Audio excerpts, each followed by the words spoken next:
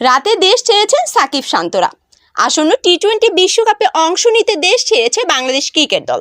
গতকাল বুধবার দিবাগত রাত 1:40 ফ্লাইটে যুক্তরাষ্ট্রের উদ্দেশ্যে উড়াল দিয়েছেন নাজমুল হোসেন শান্ত ও সাকিব আল হাসানরা। এই স্কোয়াডে ট্রাভেলিং রিজার্ভ, টিম ম্যানেজমেন্ট ও কোচিং স্টাফরাও ছিলেন।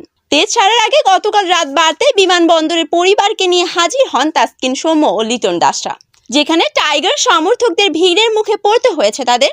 এ সময় কেউ তারকা ক্রিকেটারদের সঙ্গে সেলফির আবদার মিটিয়েছেন, আবার কেউ বা শুভকামনা জানিয়েছেন বিশ্বকাপে ভালো পারফরমেন্স করার আশায়। এর আগে বুধবার দুপুরে আনুষ্ঠানিক ফটো সেশন ছেড়েছে বাংলাদেশ ক্রিকেটাররা। মিরপুর শেরেবাংলা স্টেডিয়ামে ক্রিকেটাররা হাস্যোজ্জ্বল ছবি দিয়ে ভালো কিছু বার্তা দিয়েছেন।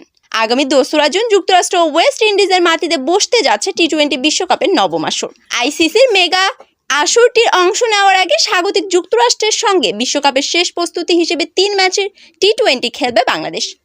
21, 23 ও 25 মে হবে সিরিজের ম্যাচগুলো। বাংলাদেশের মূল বিশ্বকাপ অভিযান শুরু হবে 7 জুন থেকে। যুক্তরাষ্ট্রের ডালাসে শান্তর দল শ্রীলঙ্কার বিপক্ষে ম্যাচ দিয়ে বিশ্বকাপ শুরু করবে। 10 জুন বাংলাদেশ লড়বে দক্ষিণ আফ্রিকার বিপক্ষে। পরবর্তীতে 13 জুন নেদারল্যান্ডস এবং 17 জুন নেপালের বিপক্ষে ম্যাচ দিয়ে গ্রুপ পর্ব শেষ করবে বাংলাদেশ।